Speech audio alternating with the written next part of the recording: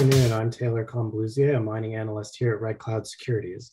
Our next presenter is our Spencer Tasker, who's the president, and Brandon Johannson, who's the co-founder of AuRista Exploration Corp. AuRista is a brand new private gold explorer focused on its Urban Berry project in Quebec. It is currently aimed to be listing on the CSE in the near term. The company is led by a young and energetic team. Spencer and Brandon, you'll have 15 minutes for the presentation, and then we'll have a 5-minute Q&A session afterwards. Please take it away. Perfect. Well, thanks everyone for joining us. We're excited to get into what AuRista's been working on for the last year. And yeah, I want to provide enough time for answers or questions and answers at the end. So yeah, we'll keep this brief, give you the highlights of AuRista, and we're excited to take it away. So as you've seen many times throughout the last couple of days, I'm sure, forward-looking statement. We have this here just to be discussing forward events, and please read this on your own time. So we formed AuRista around really 3 fundamental values, those being commitment, honesty, and innovation. These values really guide our decision-making process, where we look at, before we make a decision, how is this going to demonstrate our commitment to our shareholders?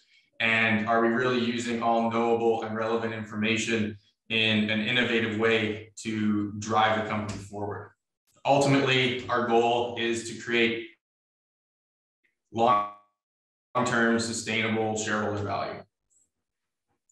2021 was our first year of operations, and we started by setting out a very detailed plan of objectives to achieve. I'm very proud to say that we accomplished every single objective for the year. We started the year by acquiring the Urban Berry property, and within 3 months, we have fully funded and executed an IP survey. Throughout the rest of the year, we conducted various geological and back office activities, but predominantly focused on building relationships. I'm proud to say that we issued 13 million shares throughout the year through only 40 high quality and very trusted strategic partners, which inevitably led us to landing our lead broker, who will be underwriting our upcoming IPO.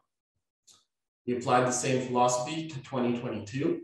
I'm proud to say that we are ahead of schedule. We started by initiating our pre-IPO round, which we closed oversubscribed, and had an overwhelming amount of support for the IPO. After we list on the CSE, we plan to commence our Urban Berry drill program, triple our land package within the Abitibi region, and will continue to conduct further exploration throughout the year.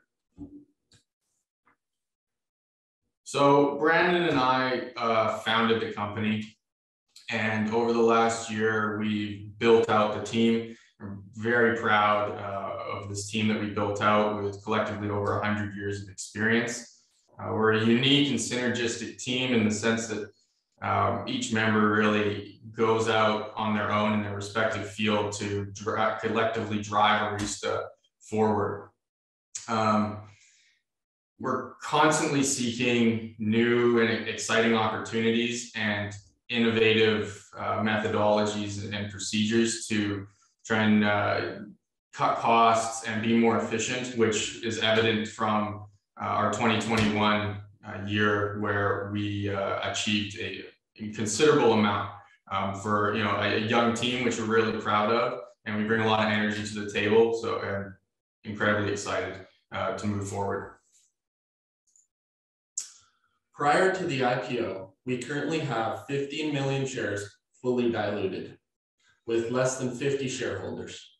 Of these shares, our management team and insiders hold 59%. We achieved this by each of us investing in every single round, which has helped the company progress.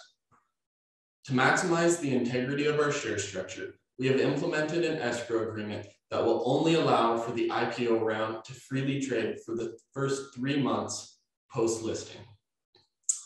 Further to this, all of our management and insiders have entered into a voluntary 3-year escrow agreement, which applies to every single round, no matter which round the shares were purchased in. We have a post-money valuation of $6.4 million, making the AuRista IPO an extremely valuable proposition when compared to other companies in our region. So why Quebec? Well, we chose Quebec because of their mine-friendly legislation and policy, many incentives for junior exploration companies with the Plan Nord, stable local government within a stable country. They have implemented a infrastructure bill called the Grand Alliance, which is a $4.7 billion bill to bring critical infrastructure to communities above the 49th parallel, which really paves the way for relations with the Aboriginal communities. Alongside that, the major operators in the region, such as Osisko and Bonterra, also continue to work on that relationship. Actually, when Brandon and I were in Quebec on the property, we had some truck issues. So we visited the local mechanic, and he said about 80 to 90% of his business came from Osisko.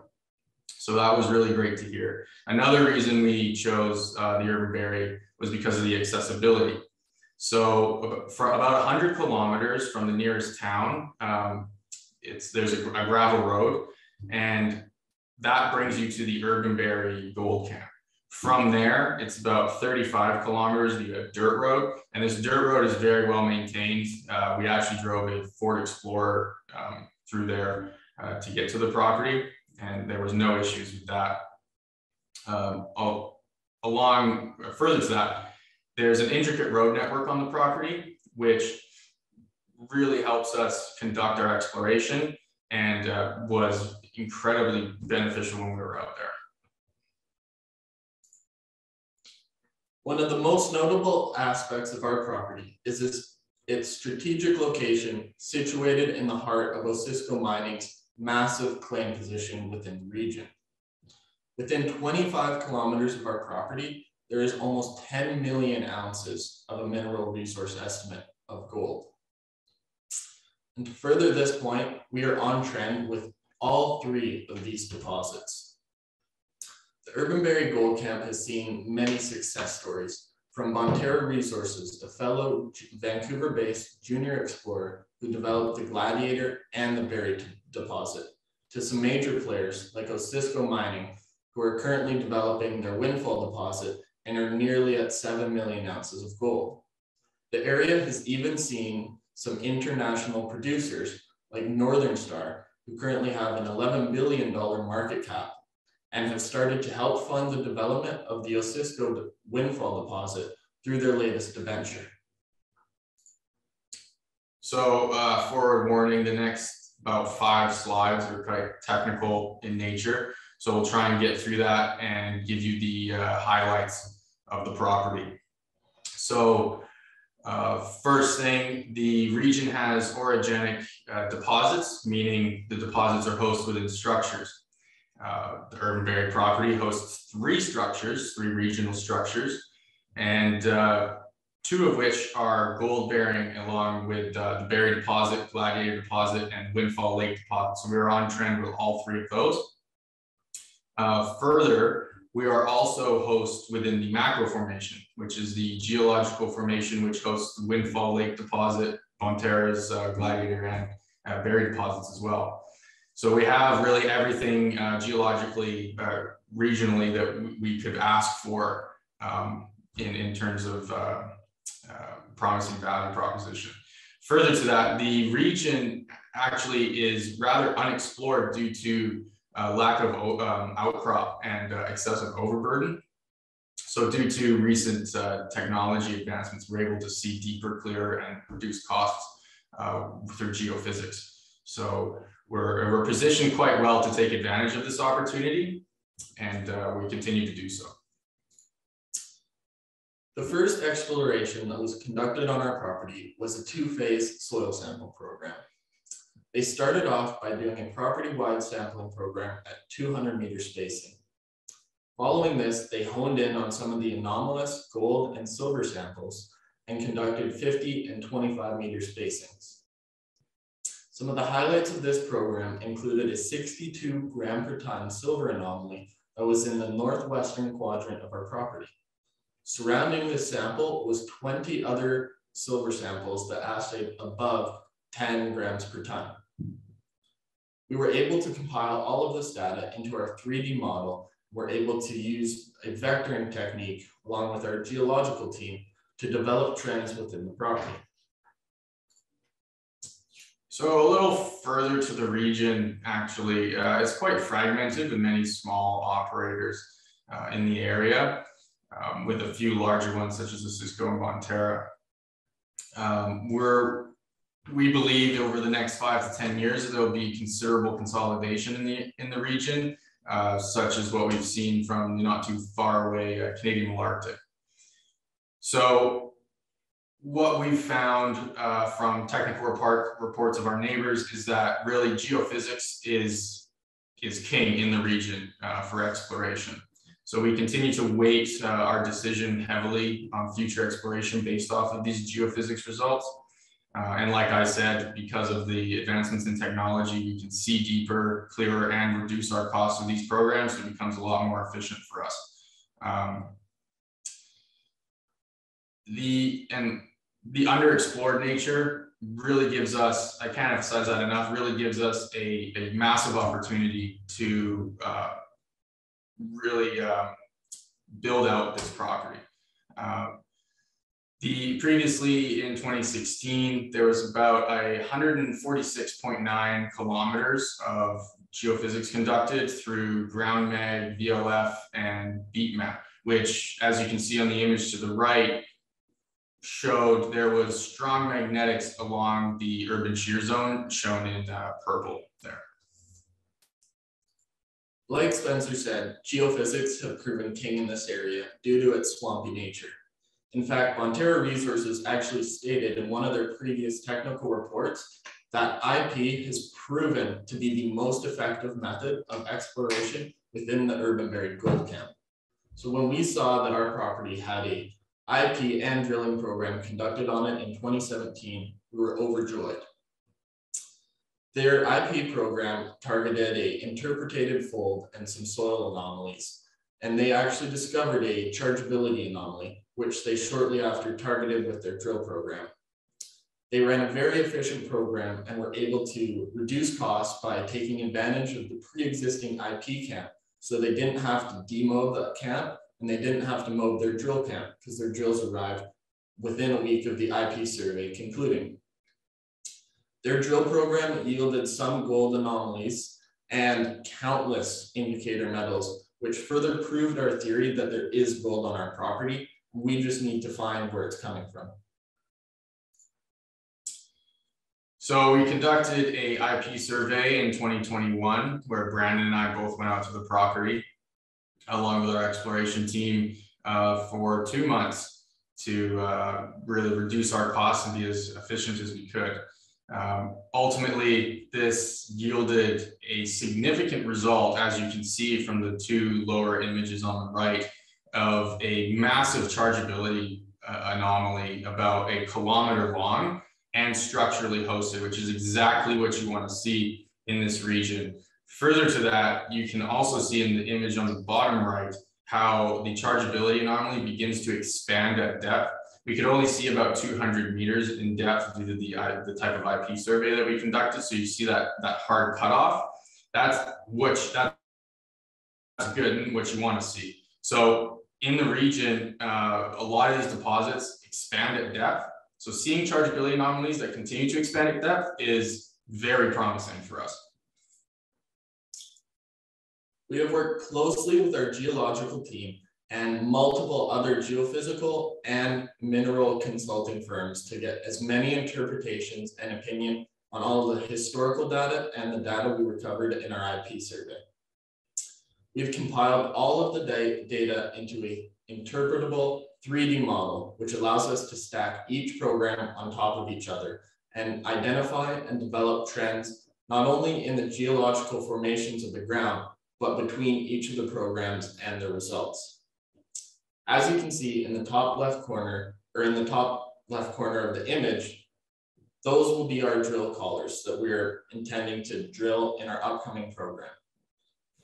They target the highest priority chargeability zone, which is right on top of an anomaly that Spencer just mentioned. On top of this, our targeting methods have also yielded 2 other high priority zones and several other ranked areas of interest that we intend to explore in the future. So from a technical standpoint, we're drill ready. We don't feel any further geophysical or geochemical surveys will significantly impact our knowledge of the geology on the property. And as previously mentioned, the accessibilities of the property is very conducive to our exploration activities, where our targets are only slightly off of this road network. So we only need to make minor deviations off of that. As you can see in the bottom left image there, an example of a drill rig. We're in conversation with this company to secure some of these rigs, which are quite unique in nature and are specific to this location, where we've reduced the need to actually drill or build drill pads, and we can just drive out on above the target and drill straight down, significantly reducing time and cost. As you can see on the image to the right, this is a topographical elevation map. Our drill targets are located in the northwest quadrant of the property, an elevated terrain, which is conducive to summer drilling and will also significantly make our drill program a lot easier. So thanks for taking the time. We've gone over our 15 minutes a little bit here, but we are truly trying to build something enduring and unique with AuRista. And I hope our presentation really provided that for you and gave you a clear understanding of how we're going to achieve those goals. So please feel free to reach out to us for a meeting after or at the contact information below. That would be fantastic. Thank you. Perfect. Thank you very much, Spencer and Brandon, for the great presentation. So we'll turn to the questions now. You know, I guess right off the bat here, you know, you outlined like you've kind of got everything in hand for getting drilling underway. You don't feel like you need to do anything else. You know, it seems like you're all set to go for this drill season. You know, I guess, what are the catalysts in terms of the timeline of catalysts going forward in this year? So we plan to list on the CSC within the next quarter. And after that, we will be drilling within a few months from that point. We initiated our process to get drill permits and all relevant licensing for this, and also our conversations with drilling companies such as the one previously mentioned. So we're looking forward to drilling within the summer around June, July, and very excited about that. Okay. And, you know, I think, you know, one thing that maybe be good just to reiterate is kind of the key differentiator between you and kind of the other gold companies that are out there that people might be looking at right now. We have really taken a hands-on approach to all of our programs, and we intend to do the same in the future. For example, our IP survey, like Spencer mentioned, we were on the property during the whole survey. I personally drove across the country in my truck and worked the entire survey with the crew. This resulted in not only a more extensive survey being completed, but we saved nearly $150,000. And it's actually quite interesting. On this image, you can see our results overlaid on the shear zone and map. When we were on the property, our original survey was only 1.1 line kilometers. So we were just barely touching the edge of the anomaly that we discovered. And so we made the decision in the field to stay on the property for 2 extra weeks, even though it's the middle of summer in northern Quebec, all the bugs, all the heat, all the everything. But we are committed to this company and our shareholders beyond anything. And the results speak for themselves. Mm-hmm. And also snow. don't forget. It snowed in May and we didn't have a heater for our water. And so we're based on the West Coast, so we're not used to that kind of stuff. Not at all.